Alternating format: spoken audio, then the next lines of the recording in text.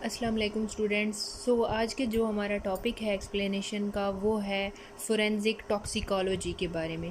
First of all हमें पता होना चाहिए कि फोरेंसिक क्या है। फोरेंसिक बेसिकली एक ऐसी केमिस्ट्री की ब्रांच है जिसमें हम क्या करते हैं, केसेस मुख्तलिफ़ तरह के, जैसे पुलिस केसेस होते हैं या कहीं मर्डर हो गया या कोई ऐसे कोई हादसा होता है तो हम डीएनए एनालिसिस करते हैं। हम डिफरेंट तरह की जो है ना एक्सपेरिमेंट्स परफॉर्म करते हैं, मुख्तलिफ़ तरह के एनालिसिस करते हैं, टेस्ट परफॉर्म करते हैं ताकि हम जो है क्रिमिनल रिपोर्ट कर सकें कि आखिर ये हादसा, ये वाक़या किस तरह पेश आया, कौन कौन से हमें जो है ना वहाँ पर सिग्नल्स मिलते हैं मुख्तलिफ़, जैसे हेयर एनालिसिस करते हैं और इस तरह से हमें सारी इंफॉर्मेशन जो मिलती है उसे हम क्या कहते हैं, फोरेंसिक स्टडी।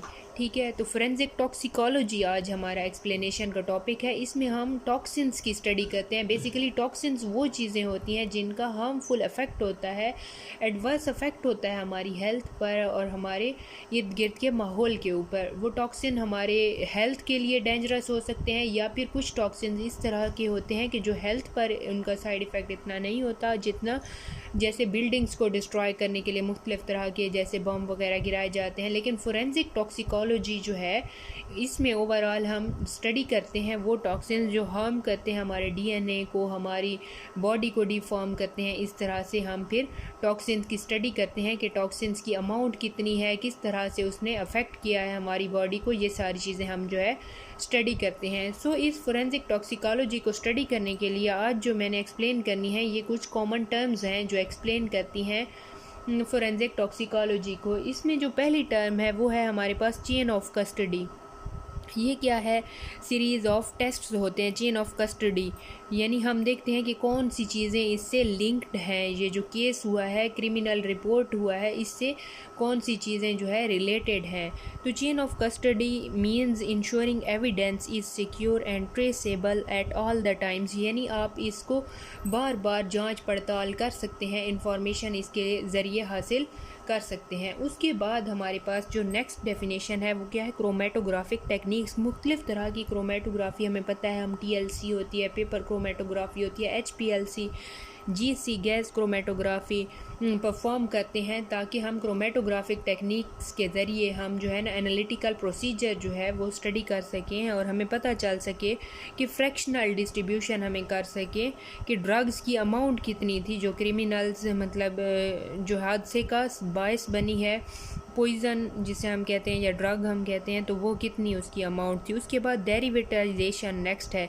ये एक ऐसा प्रोसेस है जिसके ज़रिए हम डेरिवेटिव्स बनाते हैं, यानी ओरिजिनल चीज़ जो हमारी होती है उसको मॉडिफाई करके उसके डेरिवेटिव्स बनाए जाते हैं। इसे हम क्या कहते हैं, process of modifying original compound for enhanced analytical detection, यानी मज़ीद हम अपनी इंफॉर्मेशन जो होती है उसको क्या करते हैं, मॉडिफाई करते हैं ओरिजिनल कंपाउंड को, ताकि अच्छे तरीके से बारीक बीनी से यानी हम उसकी स्टडी कर सकें पॉइज़न की। उसके बाद है ड्रग और टॉक्सिन कंसंट्रेशन, हमें पता चल सके कि ड्रग जो है कितनी अमाउंट में दी गई है। किसी बंदे को कत्ल की साजिश की गई है तो ड्रग की आखिर अमाउंट कितनी थी, उसे हम क्या कहते हैं, ड्रग और टॉक्सिन कंसंट्रेशन।